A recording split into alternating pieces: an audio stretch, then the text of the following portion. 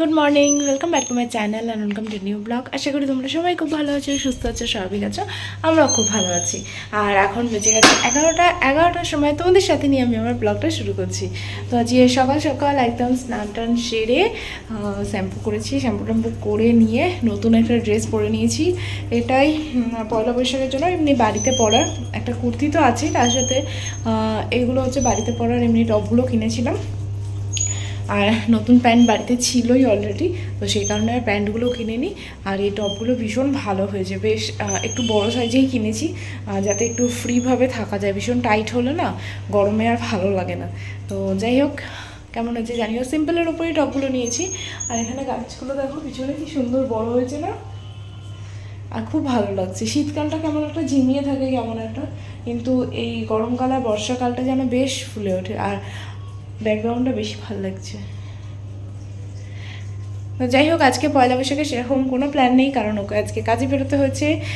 ওদের মঙ্গলবার দিনকে কোনো একটা কেউ একজন স্যার আসবেন, তো তার জন্য আজকে ওকে বেরোতে হয়েছে। হয়তো আজকে ছুটিটা অন্যদিন দেবে, কিন্তু যাই হোক এখন তো সেই কারণে আজকের দিনটা অন্যান্য দিনের মতনই লাগছে।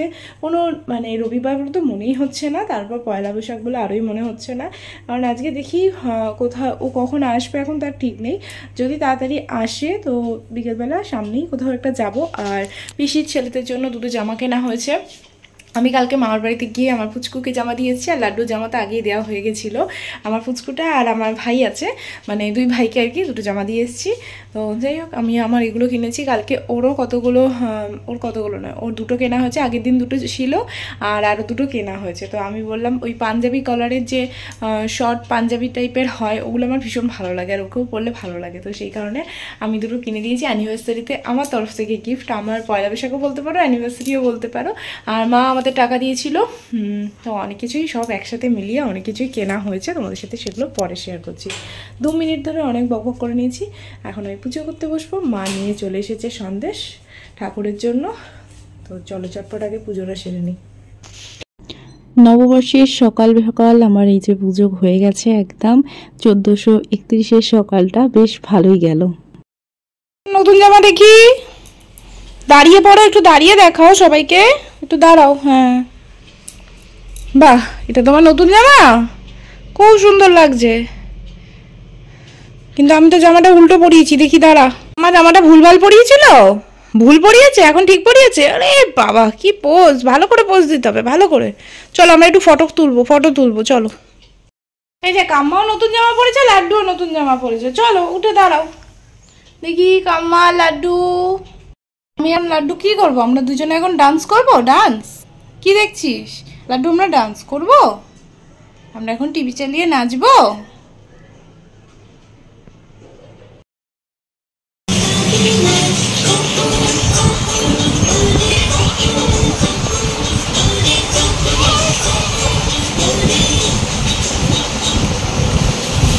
এখন আমি রেডি হয়ে গেছি। এখন আমি যাচ্ছি ছাদে, কারণ 2 গামলা কাপড় চোপড় আছে, সেগুলোকে গিয়ে ছাদে দিতে হবে। কি আছে? তো এই যে পয়লা বৈশাখে মিষ্টি আর ক্যালেন্ডার চলে এসেছে। ওদের সানরাইজ থেকেও ক্যালেন্ডার আগে দিয়েছিল। আর এই যে আজকে বাবা আনলো শনপাপড়ি। আর এটা অক্ষয় তৃতীয়া তো আবার হবে, কারণ অক্ষয় বাবার দোকানে অক্ষয় তৃতীয়াই হয়। এখন সমস্ত কাজবাজ হয়ে গেছে। আজকে পয়লা বৈশাখ বলে আজকে কোনো পড়াশোনা নয়, আজকে কিছু নয়, আজকে ছুটি। মানে আমার নিজেরও আজকে নিজেকে ছুটি। তো একটু ভিডিও এডিট করছিলাম এই আর কি। আর এখনই বসে আছি, চুলটা শুকাচ্ছি।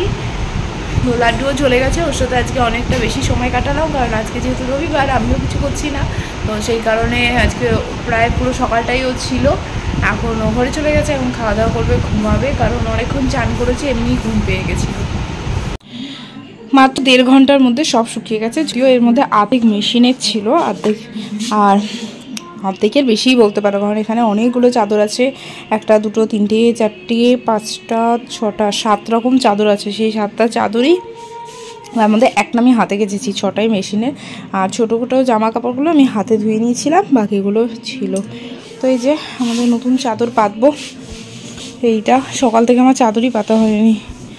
এই যে নতুন চাদর, বালিশের সেটটা রয়েছে, কিন্তু পা বালিশের নেই। পা বালিশের ভাবছি এরকম লাল রঙের বা হলুদ রঙের দুটো ওয়ার্কিং আনবো, তাহলে ম্যাচিং লাগবে। আগে চাদরটার সাথে পা বালিশেরও সেট ছিল। তোমাদের তো সকালে বলেইছিলাম আমাদের সেভাবে কোনো প্ল্যান ছিল না, তো এই কাছাকাছি ভাবলাম একটু টুমুরজলা স্টেডিয়াম থেকে ঘুরে আসে। আর এখন স্টেডিয়ামে এত লোকজন আসে, সেই দিন তো নববর্ষ বলে জানি না, বা অন্য দিনও অনেক সময় ভিড় থাকে। আমি অন্যদিন সচরাচর সেভাবে যাই না, কিন্তু শুনেছি ভীষণ ভিড় থাকে। আর এখন তো গরমকাল, সাংঘাতিক লোকজন, সব বাইরেই বসে থাকে। আর বাইরে ভালো হাওয়া দিচ্ছিল, আর দেখলাম হঠাৎ করে মাঠটা খোলা আছে। আমরা এতক্ষণ সেটা খেয়াল করি না, আমরা এসেছি প্রায় আধ ঘন্টার ওপর, বসে গল্প করছিলাম, চা বিস্কুট খেলাম। আর এখানে একটু মাঠটা খোলা আছে বলে ভাবলাম একটু ভিতরে ঘুরেই আসি। তো তারপর দেখলাম যে মাঠটা বন্ধ, কিন্তু বাইরের এই রাস্তাটা খোলা আছে। কিন্তু অনেকটা দেরি হয়ে গেছে বলে বেশি ভিতরের দিকে ঢুকলাম না, সামনে থেকেই চলে আসলাম।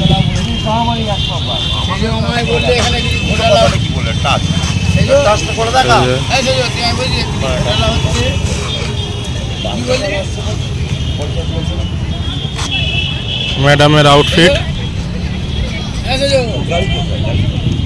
হ্যাঁ এই চশমাটা কালো কালো লাগছে কেন? আলো বাইরে ওইখানটা ভালো উঠছিল, ওইখান ঘুরে দাঁড়াও একবার। এটা হচ্ছে ওর আউটফিট। চলো